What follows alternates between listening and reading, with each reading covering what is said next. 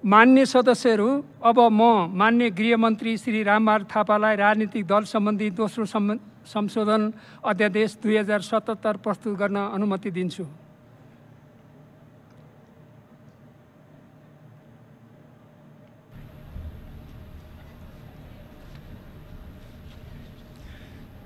सम्मान्य सभामुख महोदयको अनुमतिले राजनीतिक दल सम्बन्धी दोस्रो संशोधन अध्यादेश 2077 पेश गर्दछु। धन्यवाद।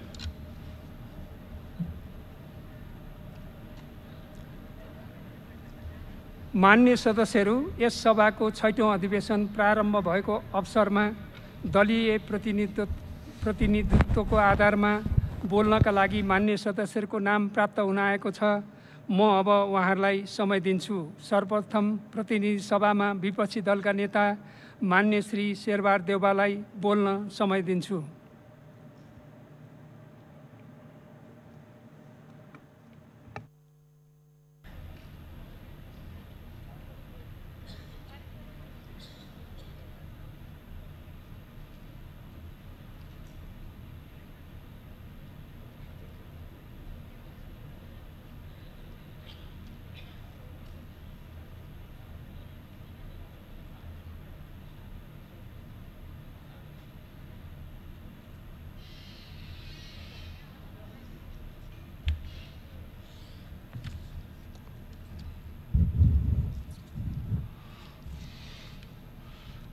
सम्मान्य सभामुख महोदय,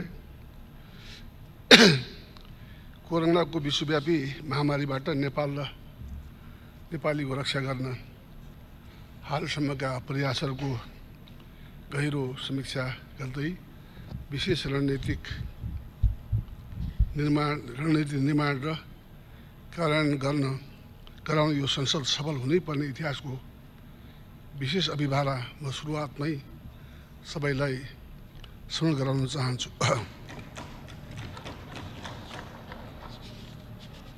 कोरोना भाइरस अर्थात् कोभिड-19 का कारण संसारका विभिन्न देशमा जीवन गुमाएका नेपालीहरूप्रति श्रद्धाञ्जली अर्पण गर्दै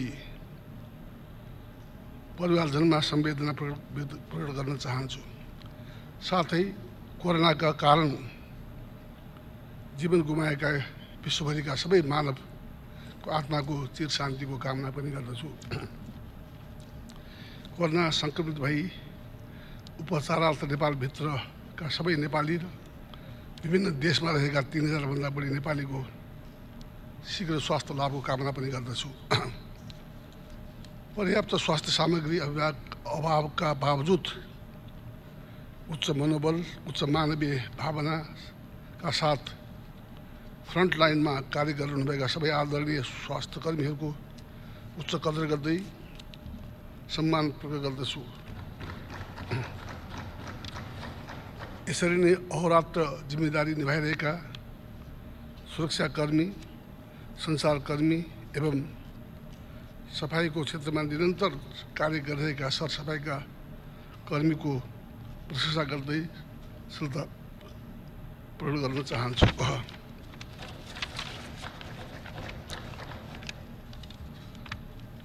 कोरोनाका कारण उत्पन्न अनेक जटिलतामा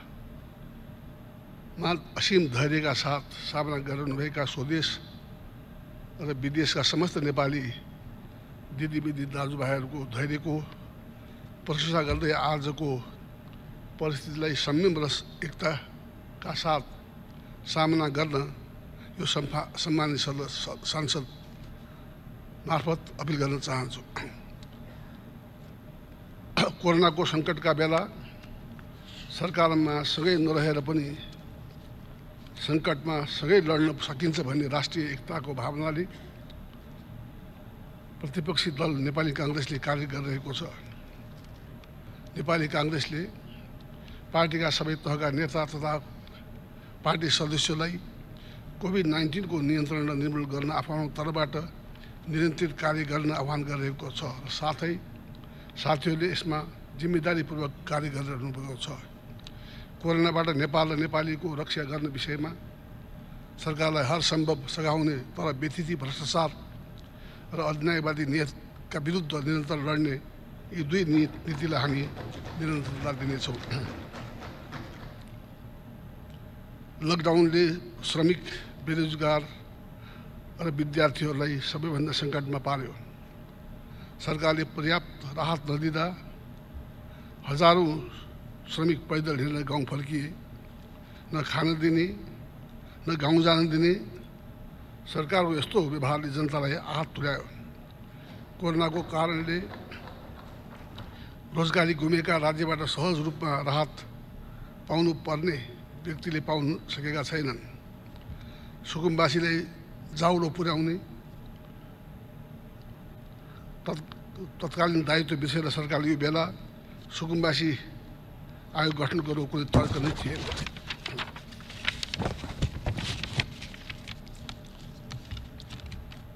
श्रमिक, बेरोजगार, कृषक, डेरामा बस्ने विद्यार्थी, पत्रकार, मिडिया हाउस, पर्यटन व्यवसायीदेखि साना व्यापारी हुँदै उद्योगी व्यवसायीसम्मलाई विविध ढङ्गले राहत दिने बृहत्तर प्याकेज निर्माण र घोषणा कार्यान्वयन यथाशीघ्र गर्न म सरकारलाई माग गर्न चाहन्छु। स्वास्थ्य सामग्री अभाव र भ्रष्टाचारबारे कोरोनासँग जुझ्न आवश्यक पिपी परीक्षण सामग्री लगायतका सामग्रीको अझै अभाव रहनु दुःखद र लज्जास्पद छ।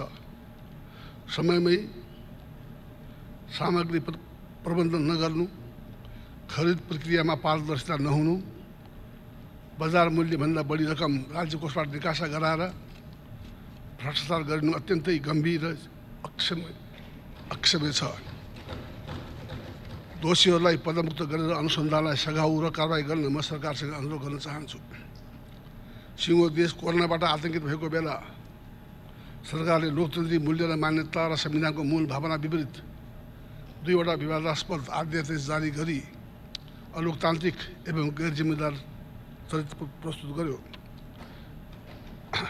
विपक्षी लगायतका राजनीतिक दल र आम नागरिक सहित सबैको कोरोना विरुद्धको लडाइँमा एक भएर साथ दिइरहेको बेला दल विभाजनको अध्यादेश ल्याउनु र संवैधानिक परिषदको गरिमा समाप्त गर्न षड्यन्त्र गर्नु प्रधानमन्त्रीको नियोजित नीति भन्ने कुरा स्पष्ट छ। एक सांसदको अपहरण हुनु, त्यसमा कुनै न कुनै रूपले सरकारको समलता देखिनु अर्को दुर्भाग्यपूर्ण कार्य हो। म यस घटनाको निन्दा गर्दै अपराधमा संलग्न सबैलाई कडा कारवाही गर्न माग गर्दछु। एकातर्फ कोरोनासँग लड्ने हाम्रो साझा दायित्व छ भने अर्कोतर्फ वर्तमान सरकारले नियोजित नियतबाट लोकतन्त्र र संविधानका विरुद्ध गरिरहेको घातबाट वर्तमान संविधान र लोकतान्त्रिक व्यवस्थाको रक्षा गर्नुपर्ने परिस्थिति पनि छ। म सरकार बाहिर रहेका राजनीतिक दल, सञ्चार माध्यम, बुद्धिजीवी र समस्त नेपालीहरूलाई यसबारे सजग र एकताबद्ध रहन यो सम्मानित सदस्य मार्फत अपिल गर्दछु।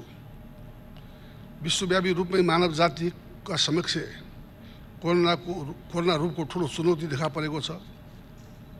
नेपाल पनि यस महामारीको अत्यन्त ज्यादा जोखिममा रहेको छ। सर्वत्र त्रासको व्यवस्था विद्यमान छ। यस्तो विषम परिस्थितिमा सरकारले कोभिड-19 को नियन्त्रण र निर्मूल गर्न विवेक समेत तरिकाले जिम्मेदार भई कार्य गर्नुमा सरकार यसमा पूर्ण रूपले असफल भएको छ।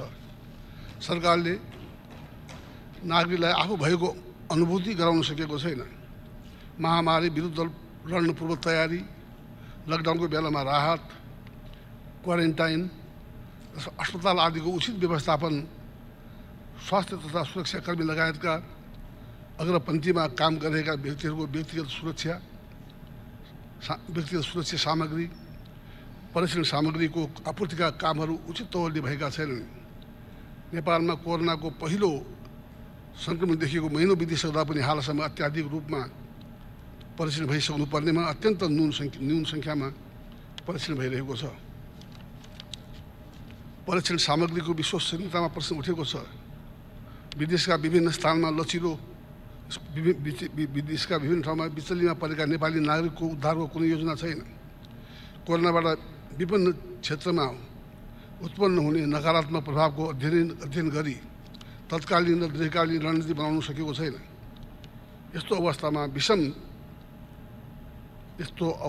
अत्यन्त विषम अवस्थामा भ्रष्टाचारको विषयमा सार्वजनिक हुनु, सरकार लोकतान्त्रिक मूल्य मान्यता र संविधानको भावना विपरीत क्रियाकलापमा व्यस्त हुनु, सांसदको अपहरण हुनु र अवाञ्छित र अपराधिक गतिविधि कुनै पनि रूपले स्वीकार्य हुन सक्दैनन्। यी विषयहरूमा नेपाली काङ्ग्रेसले गम्भीरतापूर्वक लिनुका साथै अत्यन्त सूक्ष्म ढङ्गले विशेष गरी सरकारले शासन गर्ने राजनैतिक र नैतिक आधार गुमाइसकेको ठहर गरेको छ।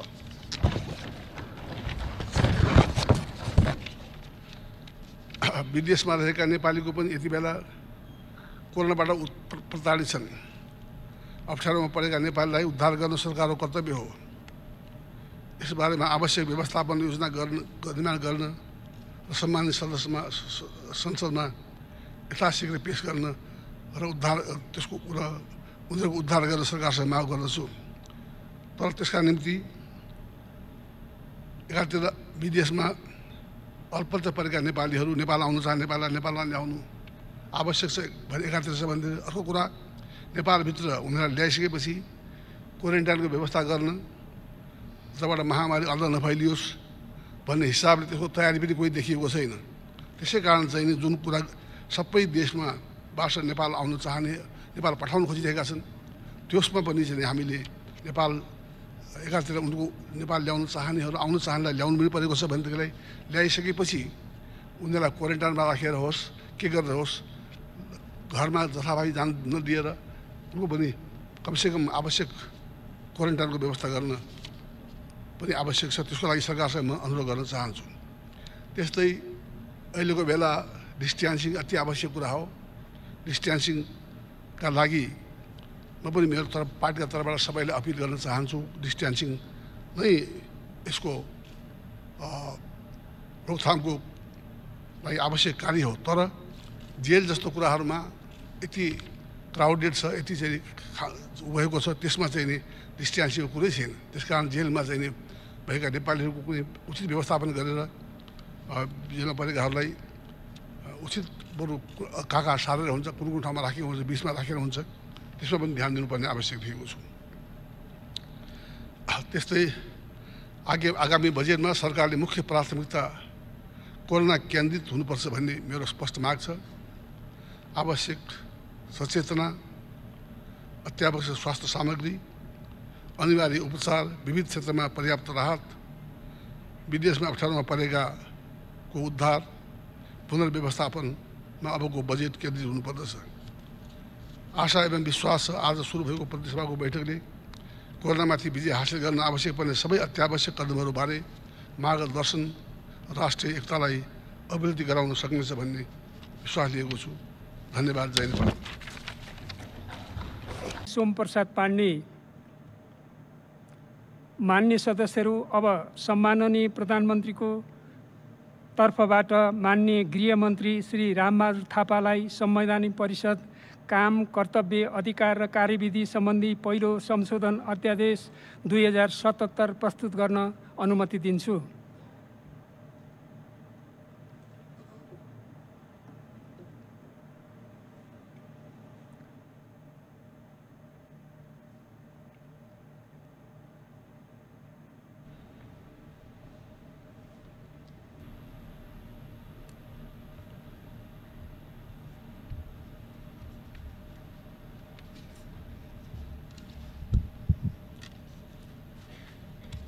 सम्मान्य सभामुख महोदयको अनुमतिले संवैधानिक परिषद काम, कर्तव्य, अधिकार र कार्यविधि सम्बन्धी पहिलो संशोधन अध्यादेश 2077 पेश गर्दछु। धन्यवाद।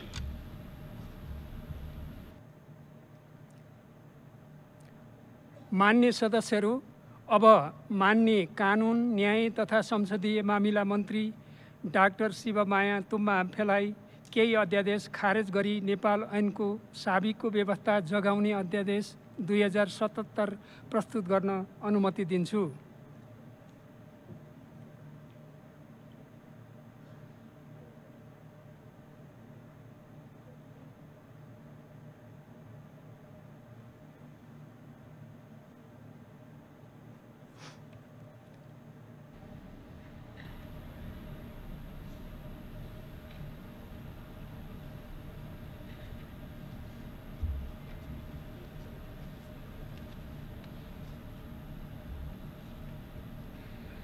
सम्माननीय सभामुख महोदय, संवैधानिक परिषद काम, कर्तव्य, अधिकार र कार्यविधि सम्बन्धी ऐन 2066 लाई संशोधन गर्न बनेको अध्यादेश र राजनैतिक दल सम्बन्धी ऐन 2073 लाई संशोधन गर्न बनेको अध्यादेश नेपाल सरकार मन्त्री परिषदको सिफारिसमा मिति 2077 1/8 गते राष्ट्रपतिबाट जारी भएका थिए।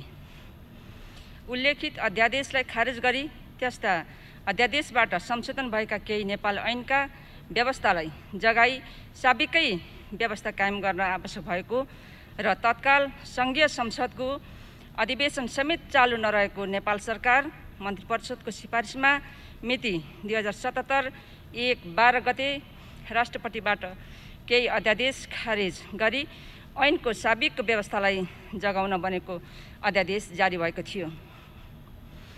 हाल सङ्घीय संसदको अधिवेशन सुरु भएको हुँदा नेपालको संविधान धारा 114 को उपधारा 2 को खण्ड क बमोजिम उक्त अध्यादेशलाई सङ्घीय संसदको दुवै सदनमा प्रस्तुत गर्नुपर्ने भएकोले प्रतिनिधि सभाको बैठकमा यो अध्यादेश प्रस्तुत गरेको छु। धन्यवाद।